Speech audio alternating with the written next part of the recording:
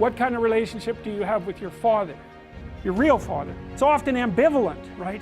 Because there was an element of him that encouraged you, hopefully, because without the encouragement of your father, man, the world is a dismal place. It's very difficult to be a courageous person unless you have your father in body and spirit behind you. It's very demoralizing.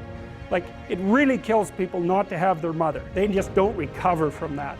But, and I think people can recover from a fragmented father relationship, but it's the next worst thing. You know, because if your father rejects you or doesn't form a relationship with you, it's as if the spirit of civilization has left you outside the walls as of little worth. It's very difficult for people to recover from that. So the father should be an encouraging force, but can be a tyrannical and crushing force, and so that's a very difficult thing to get right, partly because if you're my son, then I should impose the highest standards of behavior on you, and I should always be judging what you're doing. I should be judging it with the aim of making the best in you come forward, but getting that balance exactly right is very difficult. And so it's easy for a father to swing too much into judgment, let's say. And then, of course, mothers can play this role too. To swing too far into the domain of judgment and to be too harsh. And to the degree that the father has his own pathologies, he's going to do that imperfectly. You know, he might be someone who's the father who devours his son because he's jealous of the new possibility, the new potential, the struggle for attention and love from the mother or from the other children in the family. There's all sorts of things that can go terribly wrong. So that's the father as wise king, and that's another symbol that's been lost, I would say, to a massive degree in modern universities, because all we're taught is to tear that down and to not even notice that it manifests itself everywhere, especially in the universities, which are like they're as close to an ideal environment as human beings have ever been able to create. It's as simple as that. And if you can't be grateful for the structure of the university with all its imperfections, then you're completely blind to this element of the archetype. And that's the opposite of it. That's the son that devours, the king that devours his own son. That's a tyrant. You know, that's like the mother who's too overprotective. It's the male version of that. And the mother that's too overprotective says, I'll never let anything happen to you. It's like, well, maybe you actually want to have something happen to you. You know, it's a bit of an all-inclusive statement.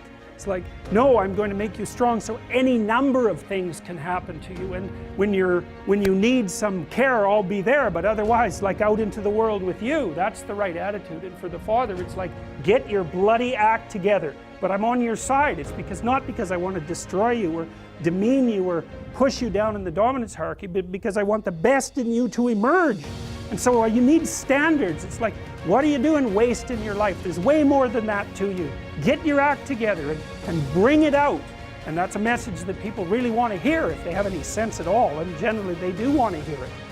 So, you know, I've been talking to a lot of people recently, as perhaps you know, and I was talking to one of the leaders of the Conservatives this morning.